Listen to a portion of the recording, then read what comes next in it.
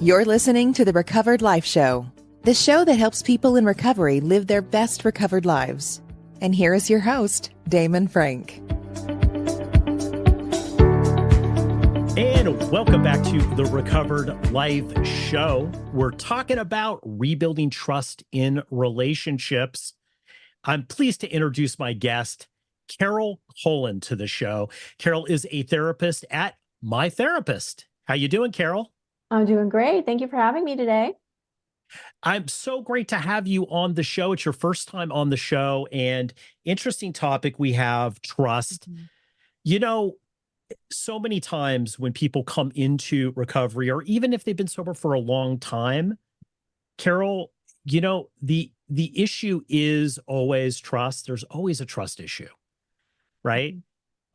Maybe they have a trust that they've broken. They said, I'm not going to drink anymore. And they kept drinking, right? With a family, a loved one, a romantic partner. So I'm so glad to have you on the show to really dive into this about what is the process of rebuilding the trust?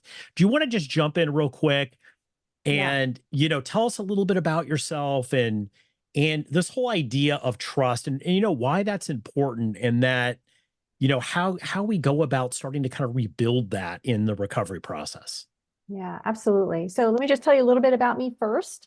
I'm a licensed marriage and family therapist. I've been practicing for over 20 years, and my specialty and my passion and my love is working with couples, all kinds of couples, but especially working with couples that have just gone through some sort of crisis, betrayal. The ones that are, really, really struggling on the brink, those are the couples that I most love to work with. Those are where I really excel, and I feel like I could do my best work. And I consider that like saving a family. We're saving not just a life, but we're saving an entire family, maybe an entire generation of that family, by repairing and healing that relationship. And there's not many relationships that I can see that are not repairable with the right amount of work. So I put everything I have into working with these couples and teach them how to rebuild trust, recover from betrayal, get on the right path to healing, and, creating the kind of relationship that lasts a lifetime. So I'm really excited about that. And I'm excited to be here to talk with you today about trust, because without that foundation, right? It is a foundation. It is the glue that keeps relationships together. It is the foundation that relationships are built on. So without that, really relationships start to wither away, and they're open to all kinds of things, betrayals, exits, I call them, different ways to exit the relationship, to be emotionally disengaged. It just can deteriorate the relationship over time in many different ways if we don't make sure that at the beginning we are working at trust, and always every day baby steps towards trust, not just big trust, but little trust also. So I know there's people, I'm so glad to have you on the show, because your expertise in this and being able to really dive into this, there's a whole thing called the amends process in recovery. And anyone who I've ever worked with in recovery, or myself, you go through this amends thing. And a lot of it is about the first step of rebuilding relationships and making sure your side of the street is clean. And, people who are listening to this are in recovery for the most part. So they're listening to this and they're saying, yep, I'm familiar with that. But they're saying, Carole, you don't understand. You said that everything is repairable. Not my situation. Not my, there's no way. Like, and I've seen this, that people have come in to recovery and they feel that they have just blown it with people. And there is no way they're ever going to be able to rebuild trust with anyone. Forget about those people, with anyone in their life. But that's not the case, right? It is not this the case. Is something that you can do. It is. And it's funny, as you're talking, I'm giggling a little, because I wrote like a free PDF downloadable, kind of guide on my website. You can download it, and it's called How to Stop Being Stupid. Right. And to me, like, that's one of the things, like, let's not be stupid here. We can fix this. Couples can repair relationships with each other, but also within their families, with their children, with their parents, with their friends. There's simple steps to work towards rebuilding trust. Now, I am not saying that every relationship is repairable. Certainly, there are toxic relationships that can be damaging to both partners, and you have to look at that, and you have to evaluate each relationship individually. But most relationships where there is genuine effort and there is a desire to change on both parties, it can happen and we can work towards that. It's not an easy process. It's a long process. It takes time, dedication, a lot of work, a lot of self-work, but it can be done if you have the dedication to do it. And you have a guide. I think having a guide is super important, whether that's a peer mentor, a therapist, a close friend, supportive family. You need someone there to encourage you, to build you up, to trust you, and to support you. I think that's super important in order to make it happen. You can't do it in a bubble. I believe that. One of the reasons I wanted to do this episode, I was excited to have you on, is because, I think if you have a lot of relationships in your life that are incomplete, and that might just be a broken trust, right? Mm-hmm.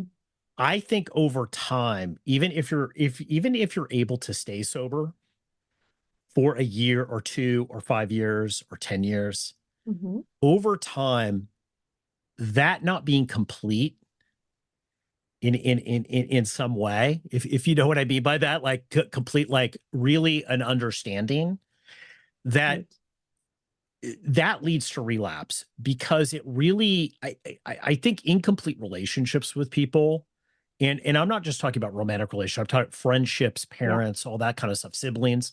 See a lot with siblings, in recovery. Having this incompleteness is a killer in recovery. And it's over the years I've realized how important relationships are. I didn't, I'm a bit of a lone wolf, Carole, I get that. I totally get that. One of the hardest things that I had to do, probably about 20 years into my recovery, is to say, I think I need people. I think I need a recovery community. I think I need to have people and I look at it like yes. And I was doing so good on my own. I look at it like a character defect. And I was like, why am I looking at this like a character? Like, this is ridiculous. Can we dive into this relationship thing? Because I think people don't understand the value of it. They say, yeah, well, I broke these relationships off or whatever, but they don't understand the importance of relationships in their life and what it's and the value it is for them to stay sober long term, to help them stay sober. Yeah, when I think about that, what you're explaining here, like they're the lone wolves in the world, right? And I'm kind of a lone wolf myself, but being a therapist, I'm kind of forced into relationships, and I value and I can appreciate relationships. But for me, it's a lot of hard work. Maintaining relationships is hard work for folks that are kind of lone wolves, right? Like, yeah, I'm good kind of over here watching. I don't necessarily have to be in that relationship. And what I've come to learn is that that's all about vulnerability, safety, being brave, being open to being hurt, possibly, right?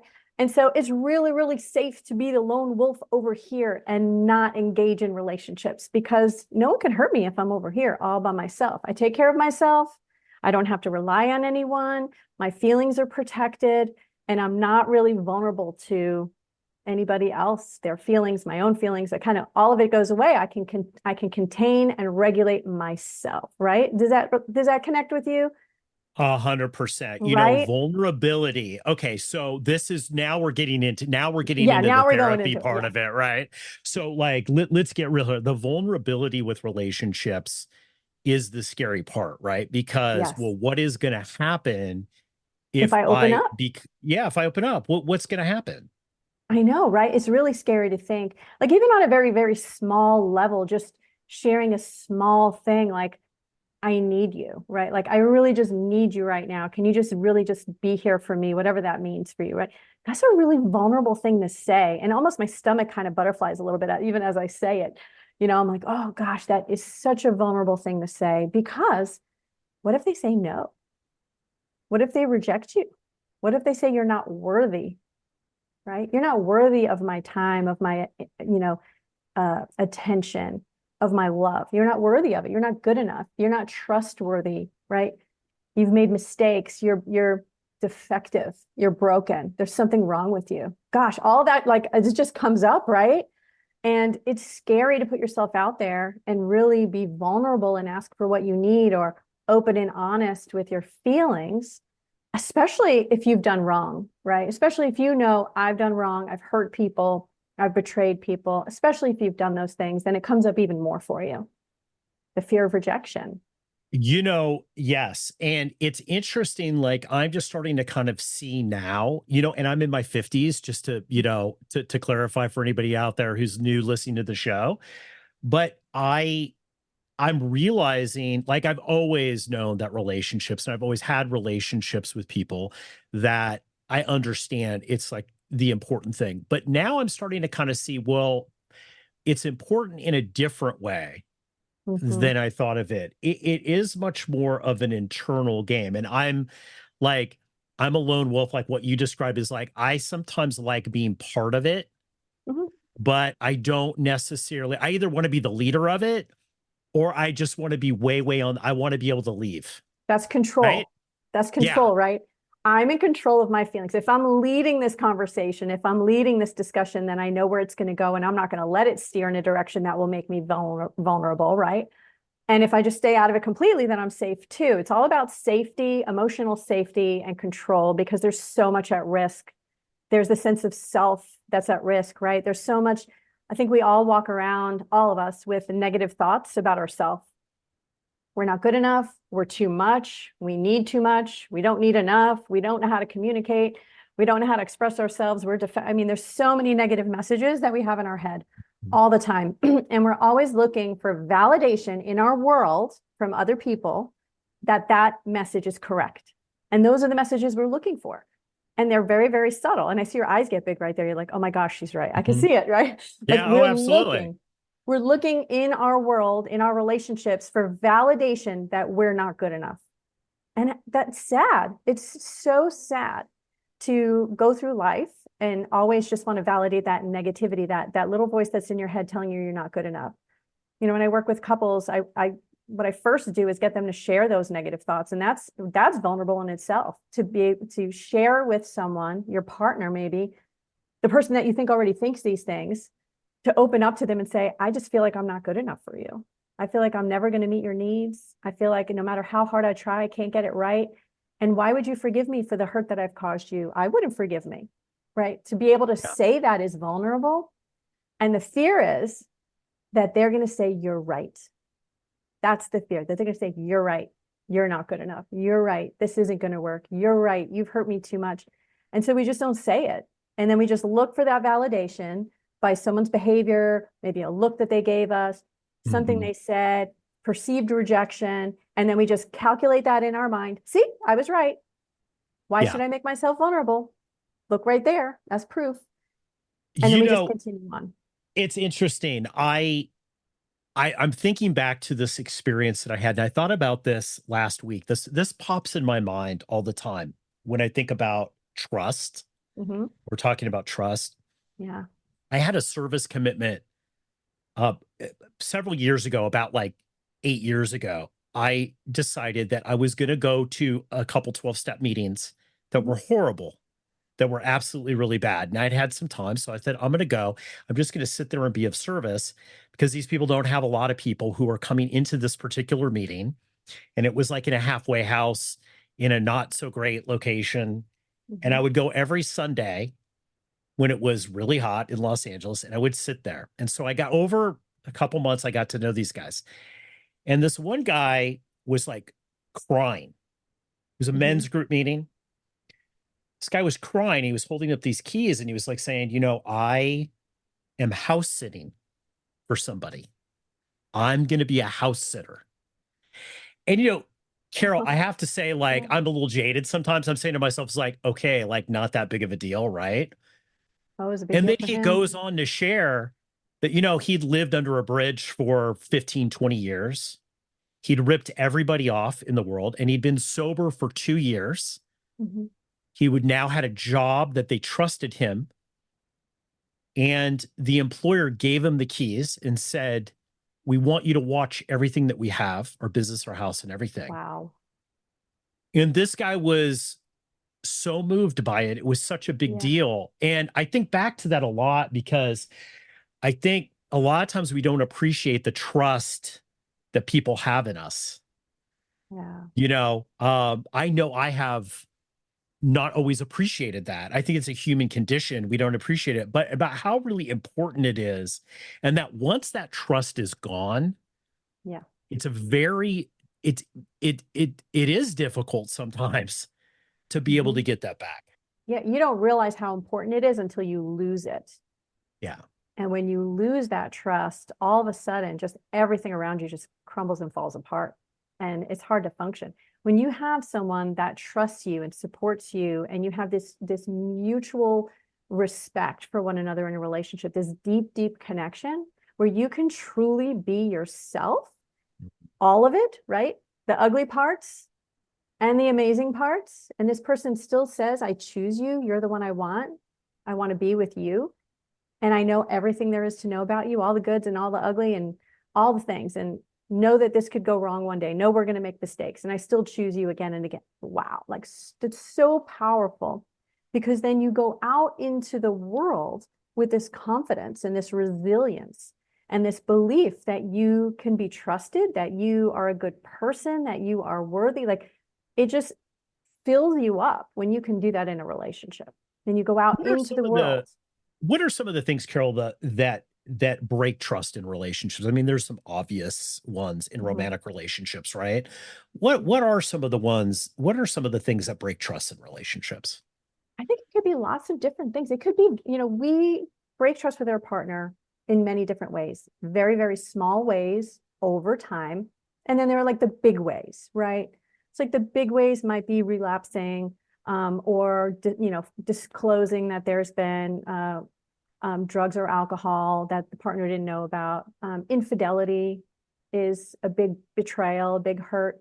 There's also, financial betrayal, where maybe one partner has spent money that the other partner's not aware of and gotten them into some trouble. So like there's these big crisis type of betrayals. And then there are smaller, mistrusts, lies, white lies. We all tell an untruth every once in a while. We all keep information from our partner on occasion. We try not to do that, but we're human beings. We make mistakes.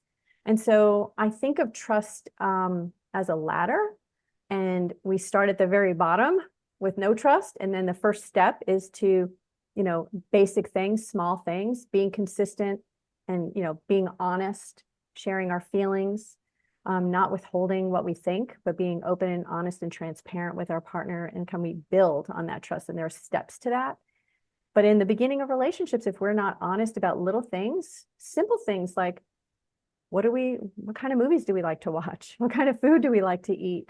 What kind of values do we have? If we're just telling our partner what we think they want to hear in an effort to avoid conflict or for them to accept us or like us, we're still not being honest with them or ourselves. And later on, that's going to build over time, and they're not going to trust us with the big things. What's interesting? Yeah, absolutely. Yeah. And I think you said that in a very, very clear way, and it's very easy to understand. And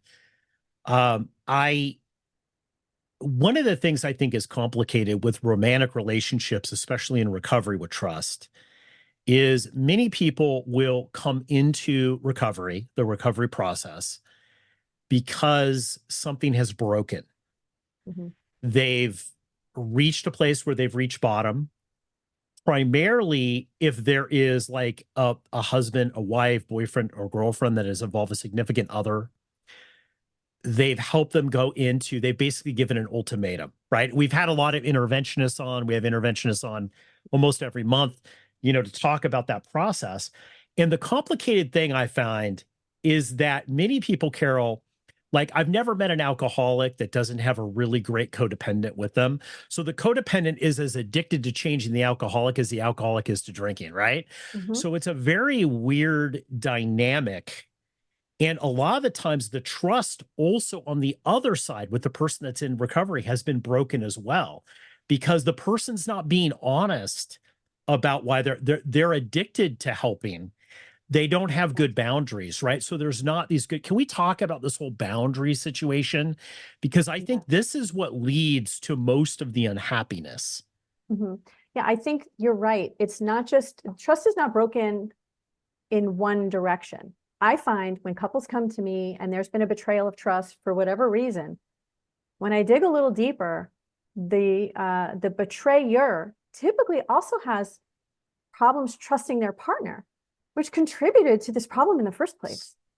So we dig really deep. So when couples come in, we hear their stories, we understand their pain that they're currently going through, but we dig really, really deep. We go back to childhood wounds, patterns, interactions with primary caregivers to understand where these patterns originated and then developed over time. And usually they include poor boundaries, right? They learned how to have poor boundaries in their early relationships with their primary caregivers, maybe with siblings, maybe with some, early friendships, and they learn how to have poor boundaries through these dysfunctional relationships with these primary people in their lives. And they just continue to have those poor boundaries over and over and over again in their relationships. It's interesting because if you've been sober for any period of time, you'll be at a party and, a friend will come up and say, hey, I need to talk with you about Bob. Bob's drinking a lot and, and, do you think he's an alcoholic? Do you think, what, Oh boy. and you always have it's just like, just listen to get, if people are listening to this and they're saying, well, that's never happened to me. Wait, it'll happen. You stay sober for any period of time. You become the go-to person with your non-sober friends, right? Of the gauge, and I can relate being a marriage therapist. Try going to a party. Right. Yeah, of course. And they're like, they'll always ask you a question. And one of the questions after they ask, hey, do you think this person's an alcoholic? Which I really can't answer, right? Like, yeah, I can't, how do I answer that? But I can say, well, these are the things that you look out for. They'll always say next, hey, how come this is the fifth alcoholic that I've dated, right? Like, you know what I mean? My gosh, yes. And I'm like, maybe it's you. Right, common denominator, buddy. Maybe the problem isn't, maybe it's you, And I think, and the reason why I'm saying this is that I've seen in working, especially with men in the recovery process, I've seen a lot of people come on and they will take on, maybe they have done something bad, right? A betrayal, financially, whatever. Maybe they rip somebody off. Like there's all different levels, right? Of this trust. Yes. But then they put everything on them. Well, then this was my responsibility too. And this was my fault. And I'm like, no. Like, not all that. Yes, you did what you did. That was not good. You need to make amends for that and make that right. But you're not responsible for everything. You're not responsible for everything in the world. You're putting way too much on yourself. Do you think, and I'm going to ask you a question now. Do you think that is why sometimes people don't succeed at sobriety? Because they take on too much responsibility. They're responsible for their family. They're responsible for their friends. They want to change everything. They're kind of on this, drive to like correct all of these dysfunctions because now it's like their eyes are open and they see it, right? They didn't see it before. Now they see it because they're doing the work and it's everywhere, right? Dysfunction is everywhere. And being a therapist, you see it everywhere. But you can't take it all on. I would actually say yes, but with a little caveat. I think it's the people who stay sober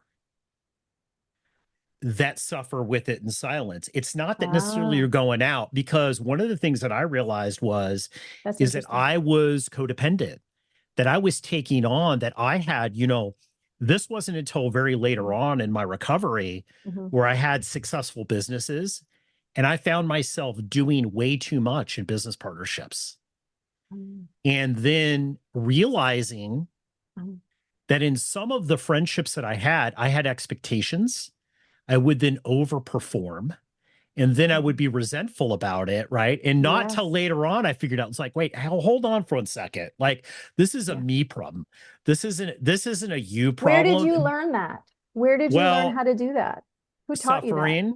Suffering, right? Like, you suffer, but I think therapy was a big one for me. There was a big, Carole, there's a big push now for mental health and recovery. In the 90s, there wasn't, no one had these conversations when I came in I came in 93. There's a lot of shame.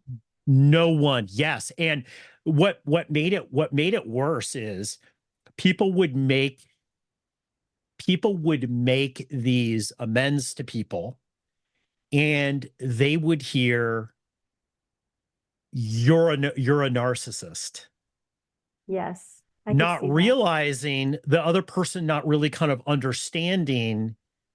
Correct. They did dump it on you again. Yes, correct. And I think part of what's changed, roll with me for a little bit, with the relationship thing that I've seen in recovery is, if somebody asks me, if somebody that I'm working with asks me, even with accountability, saying, look, I have these amends to make. Sometimes I will say, you know what? I don't think you should make that amends in a traditional way. Because I think, quite honestly, you're going to re-victimize the person. And the amends you need to make to this person is not to act like that again.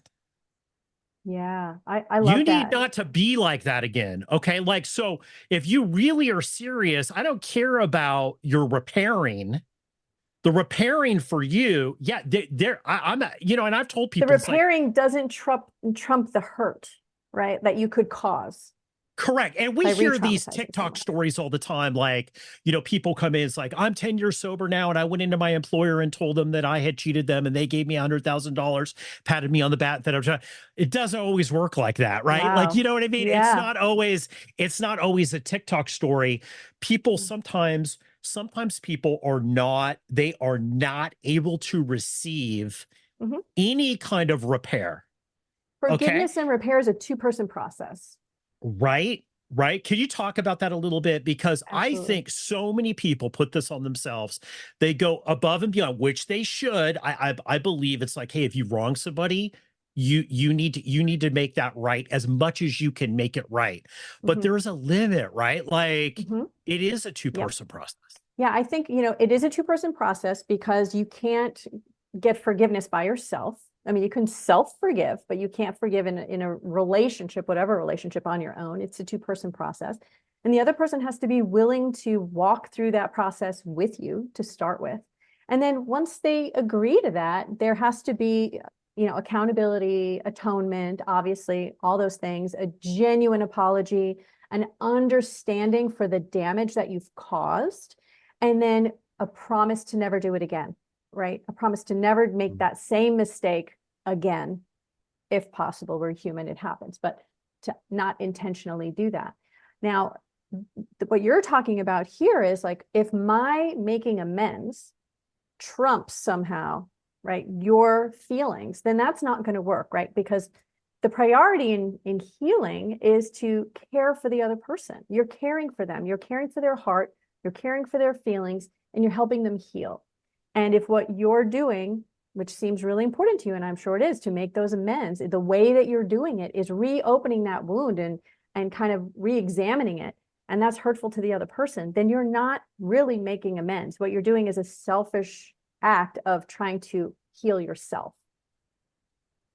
Yes. And I think, selfishly, it is about healing yourself to a certain degree in recovery, because, and I get what you're saying. But I think what a lot of people too that don't have a drug and alcohol problem, that haven't recovered from that and are living in recovery, don't understand that our inability as people in recovery to let go of things. Yeah. And to be able to, look, if you've wronged somebody, it's not good enough just to let go. In my opinion, it's not good enough. You have to make, like, they say this a lot. You can get a horse thief sober, but they're still a horse thief, right? So it's not good enough to just let to it go. just get, like, you have to not do that again. Like, you have to that has to become a practice of your character, of who you are, right? Right. I don't think letting it go is the answer. There's got to be a way. But if the way you want to is creating more harm, then your intention is, and you're doing it anyway, knowing that that's for you, that's not for them. But I see this a lot. I've had people in 12-step groups that kill themselves because they were never able to repair relationships. Yeah. Even to write a letter to the person who's passed, to be able to say, hey, I'm sorry I wronged you, right? Like, I'm sorry that I did that, right? Whether it was betrayal or whatever it was, right? They were unable to say, and they were unable to let go. So they were always living in the past. And we always said, look, if you're living in the present, and if you're living in the past, if you're living in the future in the past, you're not living in the present. And all of recovery is in the present. All relapses are you're either future tensing or past tensing. You're not here and now. Here and now is where it all happens, right? That's right. So it's this whole idea of just being able to let that go, right? Incorporate this new thing into your character. Of course, not have it happen again. We are human; things do happen, but not have it happen again, right? And move forward in your life, being the kind of person that doesn't do things like that. Exactly. So if you can't make amends with the other person for maybe they're not willing, they're not wanting that, it's too painful for them, and you're considering them and saying this would be too painful for them to do it in this way. I need to take this that I'm carrying and I need to find another way to heal myself and to create forgiveness for myself and move forward with that, whatever that looks like. And whether it's writing a letter to that person that you never send, you just tuck it away, or incorporating a new behavior or routine or ritual that you incorporate that is healing for you, that relates to the hurt that you've made, right? Like maybe you've hurt people by taking their money, or maybe you've hurt people with your drinking, right? So maybe finding a new way to support others or create a foundation or mentor someone. You take that energy and you use it to heal in a different way, rather than saying, well, I want to do it this way and I don't care if it hurts that other person, right? And I don't think a lot of people do that, but I think being considerate of that it's a two-person process. Both have to be willing and it has to be mutually beneficial, because if one person is going to get a raw deal on that, then that's not really healing. Does that make sense? Yes. Oh, absolutely. I mean, I'd love for you to talk about, in conclusion here, I know that there's people, Carole, that are listening to this and they say, babe, like we started this, it's like, you don't understand. Like, I've never really had great relationships, don't have great family relationships, romantic relationships, friendships. I'm just not that kind of person. Right. And, I just really, is it even really possible for me to do this? Right. Because I think that's where a lot of people are at. They just look at it like, and maybe it's a self-worth issue. They just don't think it's possible for them. Right. I'd love you to talk on that in conclusion, kind of about if somebody's listening to this and they're just like, man, I just don't even know if I should try because it just doesn't work out for me ever. Yeah. So I think for folks that are really struggling with wondering if this could even be a reality for them, right? Maybe they've burnt too many relationships to the ground and they're really wondering, is this even possible? I think baby steps is the way to go. And the first step is to work on your own healing, right? To do some therapy, do some mentoring, do some, self-exploration to understand yourself better and to have a good understanding of how you got here today. Because once you have a better understanding of yourself and some effective communication tools that we can all learn to use, and we all have to learn to use because most of us did not come from homes where we were taught really effective communication, then we can start to reach out with, I would say, the person that would be the easiest person to reconnect with, and start with baby steps. And there's a couple things that, the steps that are required in order to rebuild trust is being honest with yourself and being honest in your communication with others, always telling the truth, don't lie, don't avoid conflict, be honest. That's the first thing, right? Always using I statements, talk about yourself and how you feel. Try to help people to understand what's going on for you. And that's a first step. So you're showing them that you've really grown in these areas and you're trying to work on your communication and your understanding of yourself. And that would be a first step. It's one of the things that I've seen in recovery is it's been a blessing actually, and not a curse. At first I got sober in my my late 20s, mid to late 20s. And I was like, this is the worst thing that's ever happened to me. Now I look at it as one of the best things. Not alcoholism, but the being able to recover and stay sober has been one of the best. I would never have been the person that I am now if it wasn't for this. And the interesting thing that you said about the whole possibility of it all, a couple of years ago, I wrote down a list of some people that for a family situation to go to, a case of an emergency situation, that I had to write down that were just local to me. They were non-family members. And I noticed something that two of the people on the list, Carole, one was a multiple ex-con, and the other one had a past that would be at the most considered very dodgy. They now are all in long-term recovery. Mm-hmm. And I noticed at second glance, because somebody asked me, well, who are these people? And when I thought about it, I said, these people are their word. Out of everyone I know, because they had had a transformation in their life, and they had lived in that transformation, in this case, one of the people 20 years, 25 years, right? And I've seen what this person's done. And it's interesting. I realized, I said, you know what, man, I would not have opened the door to this person 20 years ago. I would have been honestly afraid of that person 20 years ago, that they were going to rob me. I would trust everything I have with that person now. And it made me realize that like people can change, that change is absolutely possible, that it's not all or nothing. That's right. Have a growth mindset. It's not all or nothing. A growth mindset is what you're talking about, as opposed to a fixed mindset, right? Fixed mindset is people don't change. Growth mindset is there's possibilities.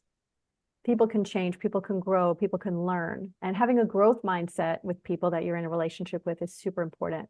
And giving people the opportunity to show you and prove to you that they can be trusted and that the relationship can be safe is so important. And that's a first step. Like you said, honesty and self-reflection, a deep understanding of yourself, and being able to communicate that, what you've learned about yourself, to others, so that they can see, wow, there's some transformation here. This is intriguing. I want to learn more, and maybe I'll take the first step with you. So important. Carole Cullen, thank you so much for coming on the show today. This has been enlightening. We're going to have you back and talk more about relationships down the road here. Thank you so much for coming on today. This has been such a great episode. This has been a lot of fun. Sometimes addiction recovery can be a lonely battle, but you don't have to fight it alone. At Recovered Life, we're dedicated to helping you live your best recovered life. And that's why we're inviting you to subscribe to our free weekly newsletter. Every week, we carefully curate exclusive content from leading minds in addiction recovery, mental health, and all things important to the recovery lifestyle. Stay in the know with the latest news about addiction and get exclusive invitations to special recovery-focused events and explore insights tailored to support recovery from alcoholism, drug addiction, codependency, disordered eating, dysfunctional family dynamics, gambling, and so much more. With our newsletter, each week becomes an opportunity for growth, healing, and taking a step closer to the life you deserve. Take your first step towards a brighter future today. Go to recoveredlife.us and subscribe for free. Sign up now at recoveredlife.us.